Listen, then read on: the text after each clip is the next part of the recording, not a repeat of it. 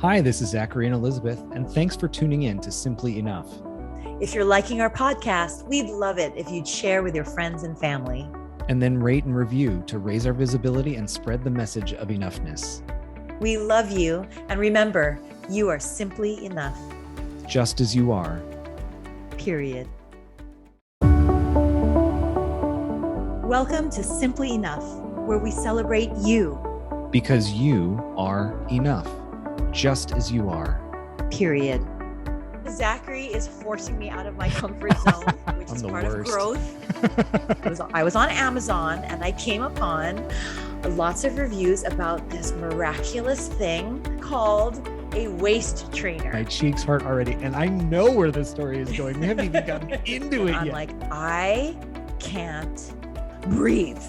I can't breathe. No, we've all had that moment where like, what the hell am I doing to myself right now? So full disclosure, I am a pit sweater. If that's not a soundbite, I don't know what it is, but close to the church, still hearing her sing Ave Maria while taking care of my sweaty armpits.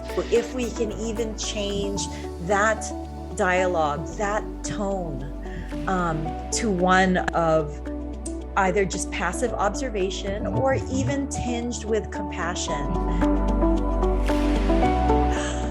Hi, everybody. Okay, so of course I'm starting off giggling. Why? Because Zachary is forcing me out of my comfort zone.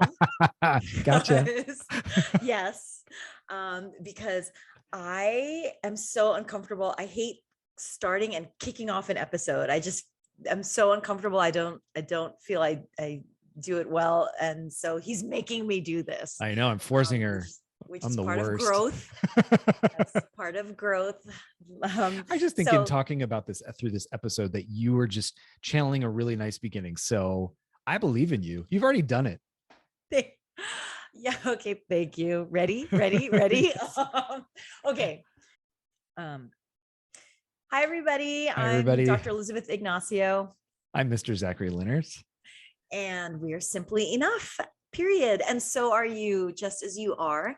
And today we were talking and thinking about how, like in the previous episode, we were talking about our youth and our adolescents and young adults and the messaging that they're receiving. But then also realize, you know what, as adults, we are actually not immune to the same messaging. And we were talking about things like curated social media and not feeling enough, about all of these fabulous lives that people are living on social media and how fabulous they look.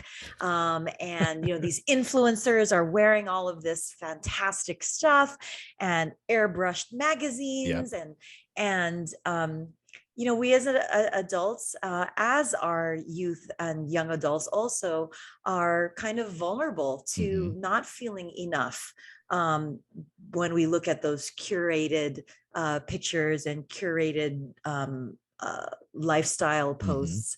And so I was just thinking, what have I done that has been very vulnerable to that? And yeah, there are some things that I've definitely done, wanting to feel in and wanting to feel, of the moment and trendy and attractive, and realized, what am I doing? Why am I doing that? And according to whom? Beautiful or attractive? According to whom? Whose measures? And so it did bring to mind a story that I had already recounted to Zachary.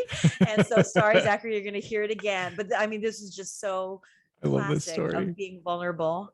So there's this thing, everybody, that Kim Kardashian is big on. And I think she actually sells, and it's some bestseller. And I was vulnerable to it because, especially with COVID these past 2 years, I will admit it, go check on the video, everybody. I mean, I have gained weight because of, because of me. I'd like to blame it on COVID. I've gained weight because of me during COVID. Okay. I'd love to put the blame elsewhere. You're so adorable. No, but it's true though. I own, I gained the weight because I gained the weight because of me during COVID.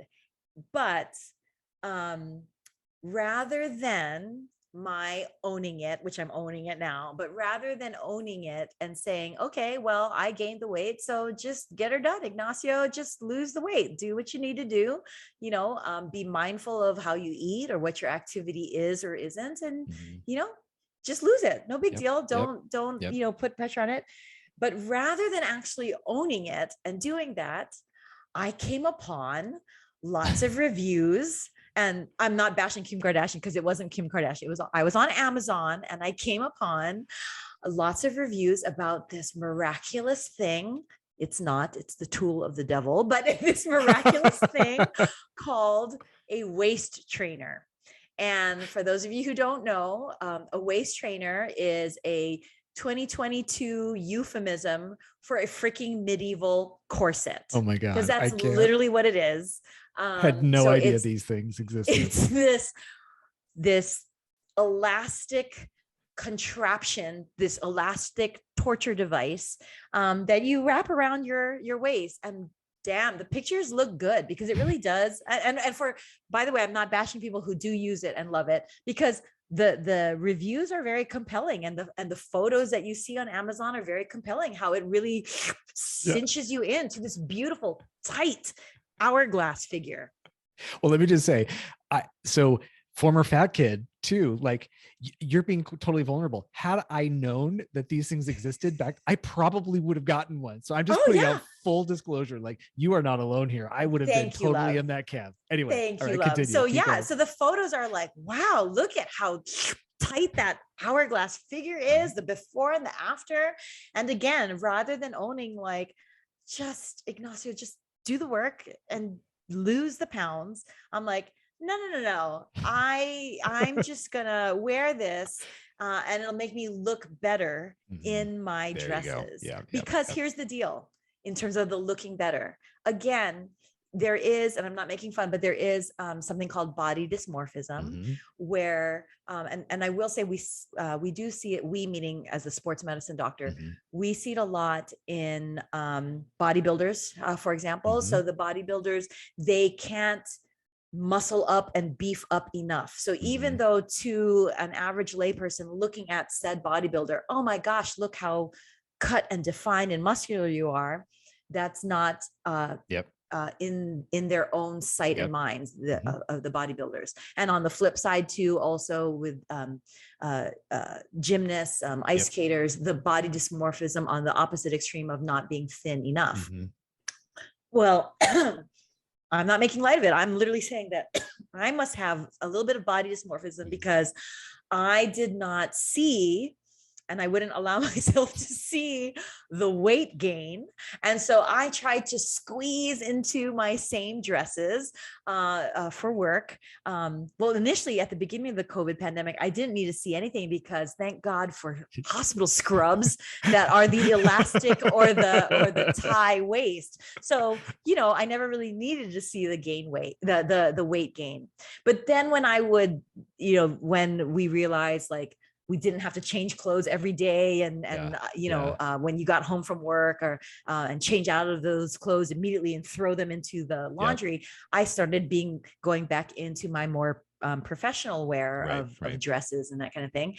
But I had by that point gained the weight. And so now I'm trying to squeeze into these same dresses. And I didn't see that I looked like a sausage about to burst in the same casing.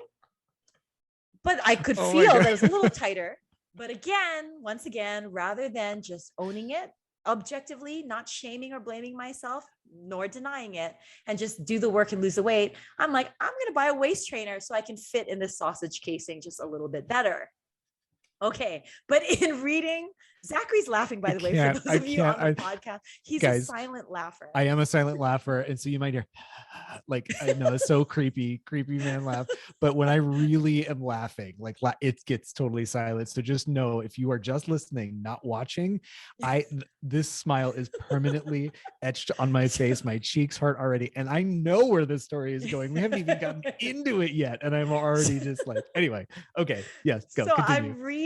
I'm seeing these pictures and I'm reading the reviews on Amazon. And part of the reviews is okay, no matter what it says in the size guide, if you think or want to think Oh yeah. that you're a particular size, make sure that you actually size up twice, because Oh. this elastic is freaking tight. And of course, in my denial, I'm like, well, I don't really need that much tightening. So I'm sure I actually fit in my appropriate size that I think I am. So I'm going to ignore We've the all done. hundreds We've of all reviews done that. in capital letters, bold print, size up when these trainers. I'm like, no, not me. So what do? I buy the size small. Okay. So in buying not even the schmedium, I buy the small. I'm in denial. It's not even the schmedium. I buy the small. And in buying the small, it arrives. And again, everybody, this is like if you watch like period movies or period dramas like in the 1800s, this is literally, that's what it is. It's this corset that tightens you up. Instead of tying it up now, it's those hook and eye closures. Yep. But that's how tight it is. And so the trainer comes in 3 rows of the hook and eye closures. And so I'm like, okay, well, I clearly can't go to the second or third tighter row, so I'll just go to the first one. And I did pay attention to the reviews that it's so tight that you have to actually lie down to put the trainer on, kind of like you're putting on, tight skinny jeans, but even worse than that. But lie down, and you have to go row by row to reach it. And they recommend going from bottom up, and there's like 20 top to bottom hook and eye closure sets. I'm like, I gotta do 20 of these. So I'm lying down and I'm like, oh my god, this is really tight. And then I start from the bottom. I'm like, I can't even get like the bottom. And so I'm really struggling, and I'm getting a total upper arm workout trying to get the hook and eye to meet. And so finally do you hook and then spin it around, or is this, are the hooks? Honey, there's no movement for spin. There is no spin movement. Does that mean that there's a seam down the middle, or is it on the side? The seam down the middle. Oh my because God. there is no movement. It's it's plastered to you. Once you close, there's no movement. Yeah. So no lungs, no. So from the bottom up. I'm squeezing in, and I'm like, I'm not going to be able to get this closed. And by the way, this is in the afternoon, and this is when my daughter didn't drive yet. And so I'm like, and this is taking a while just to do this first bottom 2. I'm not going to get to like the 20th one. And I got to go. I got to pick up the kids. And I ordered dinner, so I have to pick up the dinner before going to the school to pick up the kids. So I'm not even going to be able to close this all the way. So what do? I get a loose hoodie on, and I put the hoodie on, and already this is my dysmorphic eyes. With the hoodie on and only like the bottom 3 or 4 hook and eyes closed, I'm like, oh, this is actually kind of working. I can see why. This is worth the struggle. I'm sweating, my arms are sore. So it's like not even half closed, and I have the hoodie on, and I'm like, okay, well, I'll just run to pick up, the carry out food, and then I'll run to pick up the kids. And mind you, this drive is only 10 minutes away. So hop in the car, I'm driving, and I'm not in this car ride more than like 3 minutes. And I'm like, I can't breathe. I can't breathe. Oh my God. Because it was one thing to be lying down, but seated upright. And this whole thing is taking the entire space of my abdomen, because it's literally up to the lower rib. I'm like, I can't breathe. What am I going to do? I'm rolling down the windows. I can't breathe for more air.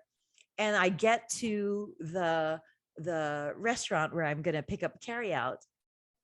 And I'm like, I'm so uncomfortable. I can't breathe. And I park the car. And I'm like, this needs to come off. I can't survive in this. So I lift my hoodie a little bit just because it's just like the bottom 4 or 5. So I lift my hoodie up a little bit, and I didn't realize that in order to unhook the hook and eye, you actually have to tighten it further so that they move past each other before they release. Oh, those puppies weren't moving. There's no getting tighter than it already was. And I can so picture this. I can't unhook this and I can't breathe. So now I have the hoodie pulled up to my neck. Oh my gosh. And I'm trying to look past the hoodie that's on my neck. And I'm looking down and I can't see past the hoodie. But let's be honest, it's not just the hoodie that I can't see, because here we go, everybody. Full disclosure. I didn't have a bra on either, because there's no way that I was going to fit this torture device of a waist trainer and put a bra on. Oh my goodness. So I am braless in this public parking lot, hoodie up to my neck. I can't breathe. And all of my abdominal fat has been pushed up to my throat. So I'm looking like, picture this, everybody. I'm literally looking like a double scoop ice cream melting over a tight sugar cone. That's what I am. And I cannot see past the melting double scoop, because all of the abdominal fat has pushed my boobs up to the neck, and my hoodie is at my neck, so I can't see. Oh my god. So now, because I can't see, but I still can't breathe. Yeah. I'm like, well, this isn't going to work seated upright. So then the next thing you hear is, and that's me going backwards, reclining the seat so that I can be somewhat lying down to see if maybe then I can tighten a little further to release. And that's not working. Not only is that not working though, but here I am, au naturel, boobs exposed. And what pulls up next to me? A car pulls up next to me. And I'm like, oh my God, if they look inside the car, and they're probably wondering, why is there no driver's seat?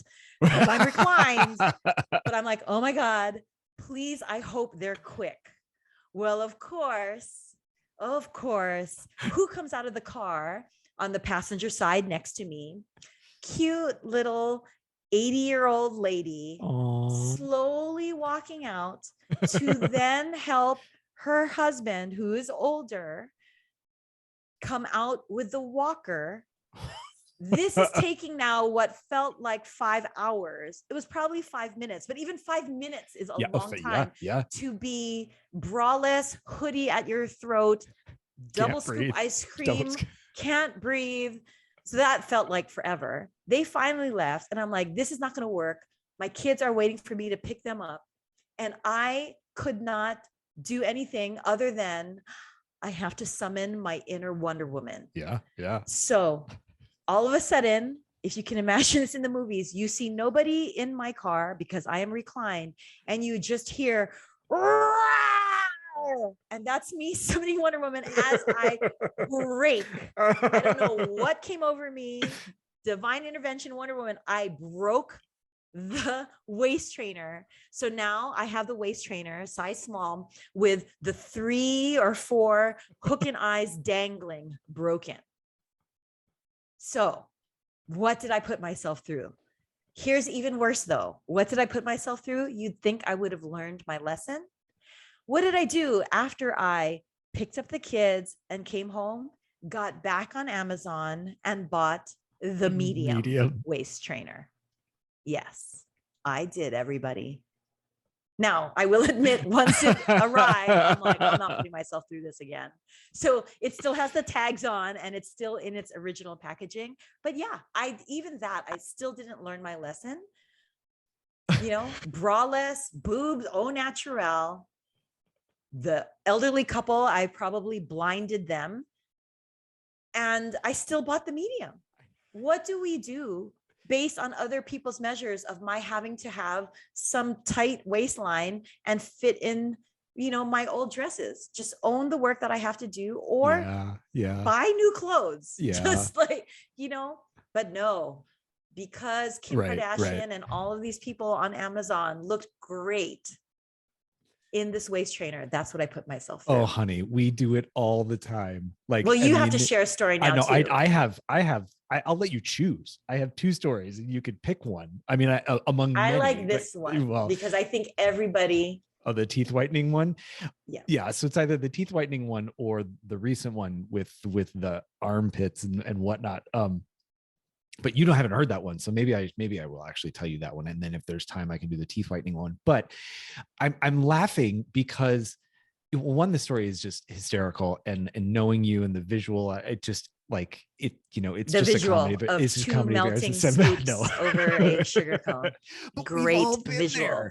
You're absolutely right. And- Really? I don't know. well, I can't say that I've tried that, but no, we've all had that moment where like, what the hell am I doing to myself right now? I mean, for whom? Who wrote the handbook? Like, why do I have to follow this? And I say that knowing I mean, I still have body dysmorphia. Like, I still see myself as that husky kid. And if that waist trainer came around, I would probably try to put that on it. And you can be sure as shit, I would buy the small. Like, I wouldn't buy the medium. No. Oh my gosh. Okay. Well, thank you for sharing that and being vulnerable with us. And I have no doubt that our listeners are automatically thinking of their own story. So God, I hope so. Please don't I- be thinking about me right now. I invite you to take a quick pause, go to our website, text us, shoot us a message on Instagram, and just tell us your story. Maybe just be like, oh my God, that made me think of this story, because we would love to hear just all of the ways in which we can find a little bit of laughter and brevity in the reality that we do take in messages about what other people have decided is perfect or ideal, and then we believe that to be true. So here's mine. I will tell you the armpit one, and then if there's time, I'll tell you the teeth whitening one. Okay. So full disclosure, I am a pit sweater. Pit Sweaters United. And as in perspire. I perspire very heavily. Sweater, piece yes. of clothing. Yes. Okay. Sweating. Yes. I'm a pit perspirer. And it's been in my whole life. Like, I get nervous and immediately I start sweating. It depends if the weather changes or whatnot. Like, I'm probably sweating right now, and yep. And I'm just going to keep my arms down. So the reality though is, one, I've accepted that is it's not a nice visual, right? We have come to believe that perspiration period on the forehead, in the armpits, wherever, is just it's not a good look, right? I mean, if you're coming from the gym, it's okay. But even Whitney Houston, she'd have like her pad of towels because she sweat a lot. Oh. And while she was singing, she would just constantly be wiping her forehead. I mean, Robin Williams in his stand-up comedy was just like constantly sweating, just dripping, right? So I've learned at a young age, like, you don't want people to see you sweating. But, when you excessively perspire. Which is a messaging. Yeah, it is a messaging, right? When you say we've come to believe, it's kind of like, why though? Right. Yeah. So, okay. So I was recently visiting my family. Unfortunately, my aunt passed away, and I was out there for the funeral. Now, for whatever reason, the clothing that I brought a button-down shirt and dark pants. I didn't even think about bringing a blazer or jacket or wearing a suit or a sweater, even though it was for a funeral. I don't know why. And I brought a shirt that I hadn't worn in a while, because in Hawaii, I didn't have to wear many long sleeve button down shirts, and I could wear my Aloha shirt, at work and whatnot. So, and Aloha shirts are perfectly blousy. You get lots of air in there, lots of ventilation, let things, breathe. And anyway, so I hadn't worn this shirt in a while. And after I landed in California, was unpacking, I realized this is a shirt that makes me sweat. So in addition to having the mental component of sweating, which is like, you're nervous or whatever, then there's also certain fabrics and textures. So like silk on my skin, it doesn't feel particularly nice and whatnot. And this is a shirt that has some elastic in it, but the kind of like silky type of elastic that lends itself to me feeling more uncomfortable, which means I sweat more, et cetera, et cetera. Plus it's a light colored shirt, which boom, like it's out there. You might as well, you don't even put lights around it. Like, there it is. Anyway, so I'm like, well, it's the shirt that I've got. So I get dressed for the funeral, and we're driving to the church, and I've got my mom and my aunt, and then this lovely nun sitting next to me, who am I driving, who's just the sweetest thing. And the entire time I'm sitting there, she's telling me stories about Ireland and jokes and stuff. And I'm just thinking, like, don't sweat, turn the air up, turn the air up. My mom, God love her, likes a warmer car. So she asks if she can make the car hotter. Right. And I'm like, oh. So now I'm like driving with like my arms up, so like, hopefully it won't like leave a stain or anything.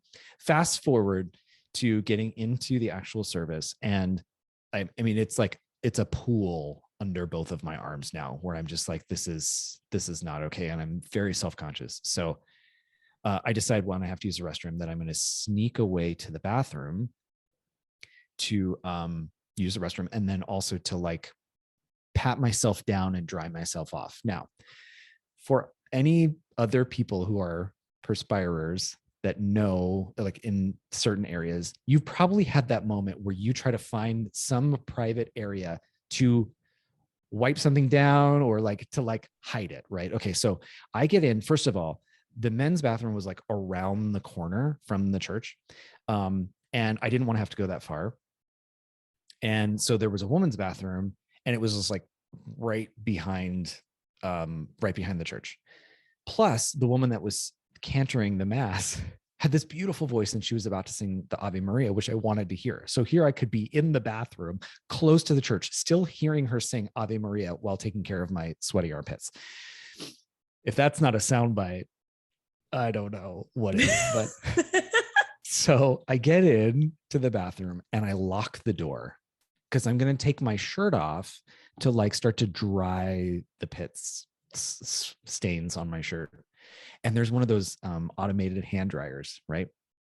So picture it. I'm in my little like white A-frame shirt, my nice pants, my hair looks, nice and everything. And my shirt is off, and I'm running the shirt underneath the hand dryer. Okay. If anybody had walked in, this would have just been like, what the heck is going on here? Right. So I'm like, well, I can't, I get the shirt dry, but I'm like, I can't let this happen. So I take copious amounts of paper towels or a toilet paper and like roll it up, and then create like pads, like sanitary pads, to like shove in my armpits. I'm not kidding. You were in the women's bathroom? Yep. I know you don't know this, but you could have dropped a quarter and probably got some sanitary pads, but well, and they're adhesive, but that's neither here nor there. It's okay. Okay, lesson learned. Next time, lesson learned next time you're having pit issues.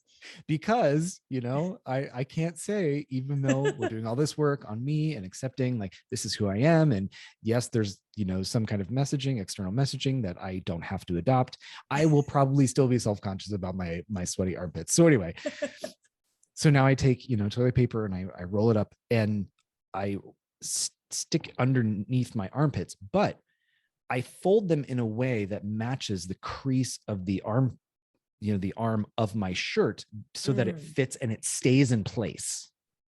Right. So I'm thinking hope, right? So like, as I'm putting the shirt on, I'm putting it in the armpit and then folding it down so like it stays there. And okay, so now I'm equipped. I go back out. She's beautifully singing Ave Can Maria. You not put your arms down now, like that kid in the Christmas Story? I can't put my arms down. Well, I didn't use that. All I had to do was like a whole roll of toilet paper. Yeah, but I am that kind of sweater, so it probably would have been necessary.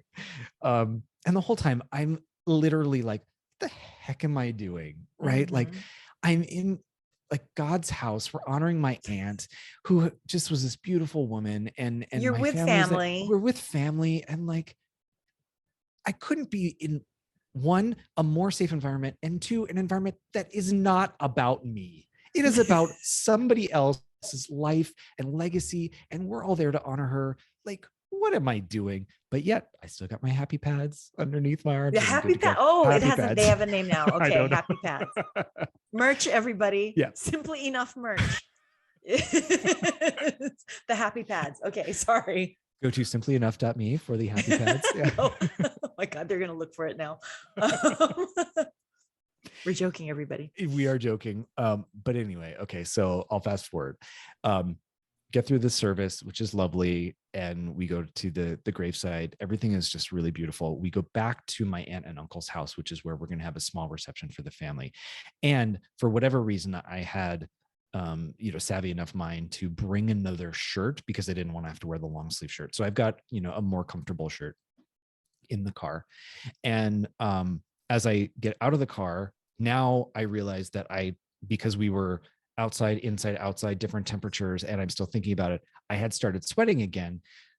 But upon looking back, the happy pads did most of their job, but the sweating had now extended beyond the scope of the happy pad. So what you had was like dryness and this like ring of wetness around, right? Which is like a spotlight look. Almost. Yeah. A halo. Right? That's right. Okay. So lovely. But I'm like, it doesn't matter because I'm going to change my shirt. But I didn't want to walk in. But that spotlight, here's the irony too, though. So that spotlight, that halo has actually moved more towards your front. So it's actually more noticeable than how armpits are hidden a little bit. 100% yes. And let's take the crazy to another spot. I don't even want to. There's more. I don't want to go into my aunt and uncle's house to change my shirt in the privacy of a bathroom there. I'm going to do it in the car so that I walk out looking fresh. You and I have car issues. Yeah. Okay. But wait. So the lesson of the day, listeners and viewers, watch what you do in the car. But my mom's car, who I'm driving, doesn't have tinted windows. So I say to my brother and his wife, who are awesome, I'm like, can I change my shirt in your car? And my sister-in-law was like, totally understood. She was like, oh yeah, you can sit in the back. No one can see anything that's going on. So I'm there, no joke. Like, there's not a whole lot of room and I'm trying to get the shirt off and it's kind of form fitting. And I'm like, I can't do it. And then I can't find the happy pads. I can't find them. They're not in the sleeve. They're not, I don't know where, right? So now I'm left a trail so people can find you, and you led them to the car like Hansel and Gretel. There's happy pad trail. You're looking for Zachary? He's in the car. Okay, are they in my pants? Like, did they fall down? Where did they go? And then I'm like, oh God, are they in my brother-in-law and sister, or my brother and sister-in-law's car? Did I just now leave like this random wad of like moist, like happy pads? Word, but I did. So luckily, I find it. You want to know where it is? It's stuck to my back. Like as I reach around, the happy pad is literally stuck to my back. Both of them. So rather than toilet paper stuck to your shoe, you have wadded toilet paper a la the happy pad on your back. Yep. And this also harkens back, our friends that are listening and watching, to episode 1, because I think this also kind of stems back to your not wanting to go shirtless. Oh yeah. So that's why you had to go and do this all in a car. Whereas I don't know, I know many a guy who'd just be like, oh, I just whip off the shirt and throw on the other shirt. Yep. Nope. Not me. Nope. 100%. Yep. And I know those guys that like, they'd open up the hatch. They would just take the shirt off. Nope. Yeah. Super quick. Nope. Can't get me to do it. You couldn't even get me to go into the house where literally no one would see me. I mean, I would just beeline right for the back. I couldn't even do that. I had to do it Superman style, going into one side of the car, change shirt, and come out looking fresh and ready on the other side. Couldn't. Yeah. Oh yeah. There's a lot going on in this ticker right here. That's that we have to break apart. But so anyway, so I take the pads off and put the shirt on, and then put the stuff in the back of my mom's car, like in the trunk, and then go. So then when we get home later on after the reception and I'm going to take my shirt out, my mom's there and my aunt is there, the happy pads fall on the ground. And my mom's like, what are those? What are those? But they look like tissue. Oh, I got them in the women's bathroom. They look like tissue. So, at a funeral tissue, it was kind of okay. Mm-hmm. But the same thing where just like, what do I put myself through? Like, because I've clearly accepted some kind of standard or some kind of rule or ideal that doesn't fit with who I am. And yet I'm going to go to these lengths. And I don't have many stories like this with like taking off my shirt and white, rather than just be like, no, this is who I am, Right. or like you said with the weight, gaining the weight, just like, this is on me right now. No, I'm going to take happy pads and shove them up my armpits and then change in my brother-in-law or my brother and sister-in-law's car at a funeral for my aunt, when it has nothing to do with, it's not about me at all. And I'm living in my own little egocentrism at that point. Well, so I mean, I wouldn't necessarily say egocentrism, but what the commonality, yes, there's a common theme between the waist trainer and the happy pads, is actually it was our way, I think, of kind of avoiding that feeling of shame. Yeah. And our our feeling of in terms of ourself being so I had self-conscious, that we were so self-conscious and not wanting to feel self-conscious and not wanting to feel any sort of shame. And whereas had we just had some self-compassion, Yeah. which I think we do now, which is why we can laugh at ourselves. But in the moment, we were so just kind of caught up in not only external perception of what is ideal or what is acceptable or what is attractive, but even beyond that, our own swallowed sense of shame and not wanting to feel shame, nor should we feel shame. There's nothing shameful about, okay, fine, I gained weight, or okay, you're a pit sweater. But we have conditioned ourselves to feel shame with that and thus feel self-conscious. So what are we willing to do to avoid that feeling rather than having self-compassion, and even feeling the self-compassion of shame? Like, I'm kind of ashamed that I gained this weight and I look like a sausage about to burst in this dress. So own that. Don't shame, don't blame, own it, have self-compassion, and then move from that. How do you do that? Right. Just develop that self-compassion and move from it. Cause I will say, taking up the shirtless idea, I see very confident, and I'll use men as an example. I see very confident men who do not have what we would probably agree upon would be kind of a standard acceptable physique, where you can be shirtless and have somebody like, oh, you have a very fit body or whatever. Men who just have all ranges of bodies very proudly taking their shirt off. And I look at them and I'm just jealous, because I'm putting meaning on it, right? Maybe they live with the same sense of like, or shame or embarrassment or lack of self-confidence, whatever it is. And they're working through it in their own way. But now I'm putting it on them and saying, well, they're really proud and they have a lot of self-confidence and self-compassion. And yet, even in acknowledging if that is true, I still won't do that for me. Like, there's still a roadblock. You know what I mean? Well, I mean, you called out both things, which is, yes. And it's so funny because I was just about to say that, which is you are definitely projecting on them because it's something so foreign to you that you are projecting upon them. And then, as we've talked about in previous episodes about spectrum of either or, you then projected the opposite end of the extreme, that they're either in shame or they're proud. Well, maybe they don't give a shit is the bottom line. Like it's not about I'm confident and I'm proud. It's just like they don't put meaning so much on their appearance to other people. Like, are people looking at me as I'm taking off my shirt and I don't have a six pack, I have a pack. You know what I mean? Perhaps it's not a matter of confidence, of confidence and pride. Right. Maybe they just don't put meaning on it. Or maybe they're like, well, I have an ab. I don't have abs. I have an ab. But that's okay. And that's okay. That's where the self-compassion comes from. Because ultimately, before one can get to the extreme of confidence, it starts with self-compassion. Yeah.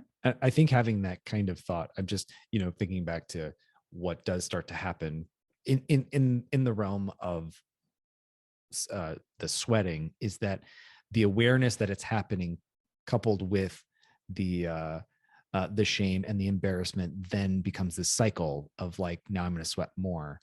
That if there's a moment of like, okay, it's just, this is what it is. It is like, what it is. and that's okay. I think even that would be big work, like a big step for me, because I immediately go to like, this is so embarrassing. This is so shameful. And then it starts to happen. Now I'm getting even more sweaty and more sweaty and more sweaty. That perhaps that's a visual representation of the perpetuation of shame. Right. And even to describe it as to think another way is such a big step is already self-impeding. So don't even put the weight and meaning of like, well, that's such a big step, because then it makes it already appear as such an obstacle, right? As opposed to, well, the next step, that's all it is just the next step is just to realize it is what it is. What are you going to do? It is the present. And rather than rehearse the anxiety and rehearse the shame and rehearse, the sweating before it happens, just, it is what it is. That's what being mindful, that's what being present is. There is no benefit to worry. Worry is just wasted energy, right? It's like you're in a rocking chair. You can have a lot of motion, but not go anywhere. Movement, not progress. So same thing, worry is the same way. So rather than worrying about the sweating, and then the sweating brings about the sweating, and then the worrying about the sweating brings about more sweating and self-perpetuating, it's just mindful, present, compassion. It is what it is. What are you going to do? Yeah. And then if to even possibly laugh about it a little bit, because of the recognition of it is what it is, what are you going to do? Yeah. It just removes the weight of it. Yeah. The weight of it. Well, nice. The weight of it. Wah, wah, wah. See what I did there? I didn't do that. That was unintended. We do like to end our episodes with a little bit of a takeaway. And I'd like to share what my takeaway is today. We have set up our podcast beautifully to say that we recognize that our youth are bombarded with messages, and that affects their relationships and how they see themselves either fitting in or belonging. And yet you set us up beautifully to say, well, but it's not just our youth, right? It's also all of us. And that even as 40 and 50-year-old adults, we still have internalized acceptance of standards that when we actually sit back and look at them, we say, like, one, according to whom? And two, does that really serve me, instead of this is just who I am at this point? So I think my takeaway that I'm going to say as a proud user of a happy pad, at least up until this point, is that question of like, according to whom, and what am I doing? What am I doing? And that question, both of those are, I think, the next step, as you said, not the big step, the next step towards just a further development of self-compassion. Because if I am really accepting that I am enough, period, I'm simply enough, period, there has to be, there should be, should is a dangerous word, but that comes with a deep sense of self-compassion. And so stepping into the place of believing I'm simply enough, period, for who I am, also can come with a little bit of like, what am I doing? This is just who I am. And that's going to be my takeaway from this episode today. I love that. And if I may say, because as you had said that question a couple of times, I took note, comparatively or in contrast, how very kind and compassionate your voice was with that question in terms of what am I doing? Because the question in my head was, what am I doing? And in that question, there is already inherently so much shame and blame, and judgment upon myself, my own internal voice, how I was speaking to myself.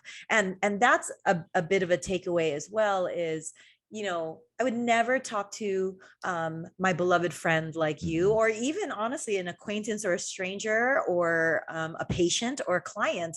I wouldn't ask and pose a question in that way. What are you doing?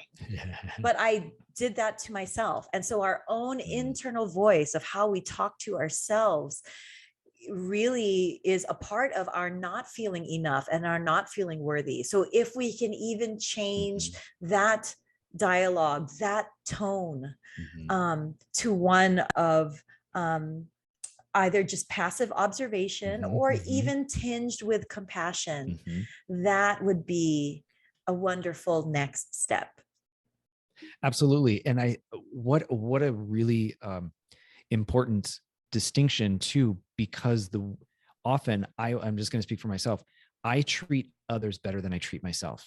Yes. So in thinking of even asking the question, I think I came from the perspective of like, how would I ask a kid? As a teacher in a classroom, I would never want a child who's doing something that may or may not be, the smartest choice or the best choice, but the messaging they would get from the question supersedes whatever the question is, because the tone that they would hear is, you're doing something wrong, regardless of whatever nice language that would be in that sentence. So you're absolutely correct about the way in which we ask a question is almost way more worth exploring than what we're actually saying. So what am I doing? What am I doing? What am I doing? Yeah.